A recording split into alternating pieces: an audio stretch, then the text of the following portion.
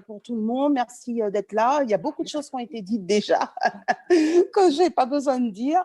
Voilà, je fais un bref parcours. J'ai rencontré, dans le cadre de mon métier de chanteuse, André Fertier, qui m'a permis de connaître un petit peu le monde de la gérontologie quand j'intervenais à l'hôpital Charles-Foix, où il me demandait de soutenir les équipes soignantes pour animer des chants.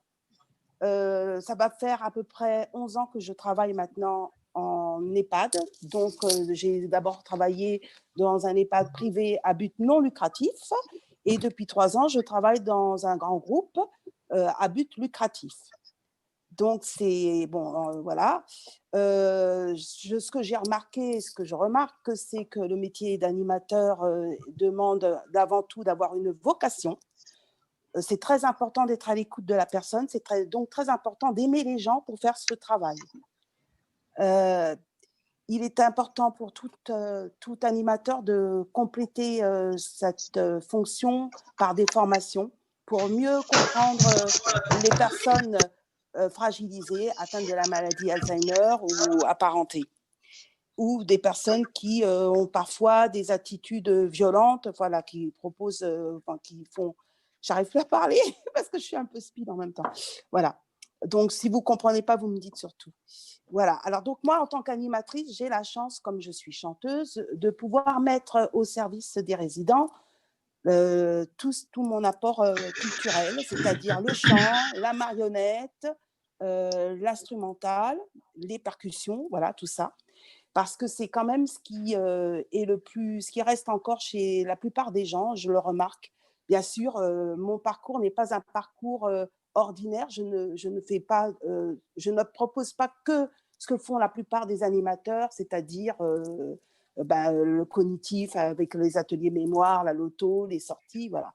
Moi, ce que je fais, c'est que non seulement je propose ces ateliers-là, les contes aussi, mais je fais intervenir régulièrement des prestataires culturels, parce que c'est ce qu'on demande aussi aux animateurs, mais moi j'essaye d'en faire venir au moins 2 par mois, plus un conférencier. Et donc je suis en partenariat avec l'association Artora, qui sont des conférenciers des jeunes élèves de l'école du Louvre, et puis aussi en parallèle d'autres conférenciers qui sont des photographes et qui proposent de faire rêver le résident à travers leur voyage.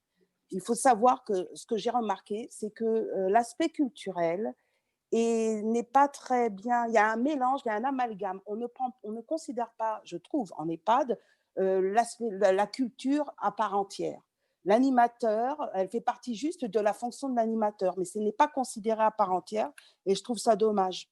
Parce que, voilà, donc je trouve que ça n'a pas assez on met pas assez de place au niveau de la culture, puisqu'on va demander à l'animateur plutôt de l'intégrer. Mais je ne sais pas comment vous expliquer, c'est pas quelque chose de courant, dans la mesure où on demande en plus aux animateurs de faire de l'occupationnel, ce qui n'est absolument pas le but, puisque nous sommes là pour redonner la dignité de vie à chaque personne et d'être à leur écoute. Donc, c'est vrai que bien souvent, les animateurs sont mal à l'aise devant les personnes qui sont appelées des personnes, des grands dépendants, c'est-à-dire des personnes qui sont dans des fauteuils, qui n'ont pas forcément le moyen de s'exprimer par la parole, mais qui vont s'exprimer par les yeux et par le regard.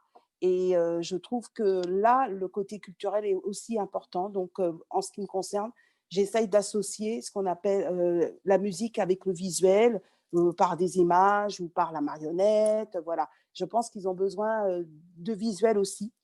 Et contrairement à ce qu'on croit, parce que souvent, quand je vais faire écouter une musique ou que je vais faire du chant moi-même, faire même un petit spectacle de claquettes ou autre, parfois il y a des soignantes qui me disent « Oh non, non, non, de toute façon, il ne comprend pas, de toute façon, il ne regarde pas », mais c'est faux, parce qu'au regard, avec la façon dont la personne va me regarder, je vais sentir qu'elle a été sensibilisée.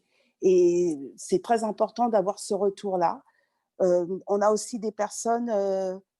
j'ai une personne là, par exemple, en ce moment, qui est très, très, très déprimée, qui se sent pas, voilà, qui se sent persécutée. C'est une personne qui a étudié le violon, mais qui n'en a pas fait son métier.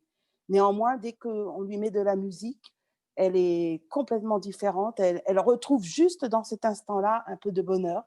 Et j'ai décidé de lui apporter un violon qui appartenait à ma mère.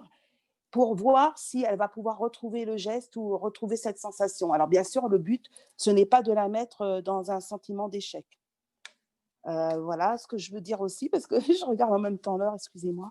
On demande alors quelle est la présence des comment, agissent les, soignants vis-à-vis, de l'animation. Souvent, on leur demande quand même de se libérer un petit peu de leurs tâches habituelles, qui n'est pas toujours, une tâche facile, en faisant de l'animation. Sauf que l'animation, je ne sais pas comment elles prennent ça.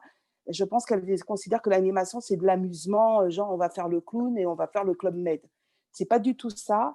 Et je pense que donc d'où on nous demande aux animateurs des fois de faire des mini-formations, c'est ce que j'essaye de faire, mais c'est pas tellement intégré. Je crois que c'est pas encore accepté l'animation et les animateurs sont pas vraiment considérés. Ce sont des vitrines, il faut que vous le sachiez, des vitrines qui sont là pour voilà pour faire vendre enfin, faire vendre je veux dire l'EHPAD, hein, puisque surtout quand ce sont des groupes à but lucratif, bon, malheureusement, on est obligé de mettre en avant l'aspect commercial. Et souvent, on s'appuie beaucoup sur l'animateur parce que l'animateur a une place primordiale, parce que comme disaient les autres, sans culture, on meurt. Donc, je veux dire, à l'animation, nous, on est là pour réanimer les âmes. Et malheureusement, on nous oublie un petit peu trop. On n'est pas forcément bien payé par rapport à ça, alors que tout repose sur nous, indépendamment. Bon, je ne dénigre absolument pas les autres secteurs, hein, tout le monde a sa place, mais je veux dire que les animateurs sont souvent considérés juste pour l'animation, l'occupationnel, et on ne se rend pas compte à quel point ils ont une place primordiale. Et justement, je me plaignais la dernière fois qu'il existait comment on appelle ça, des collèges de psychologues, des collèges voilà, de psychologues, de psychomotes, de médecins, mais pas d'animateurs. Et là, pour la première fois, en tout cas, avec le groupe, enfin dans le groupe avec lequel je travaille, va être mise en place en février le premier collège des animateurs. On va pouvoir échanger nos difficultés, notre problématique, voilà, comment on appréhende les choses, parce qu'il y a beaucoup de... C'est très difficile de travailler comme animateur en EHPAD.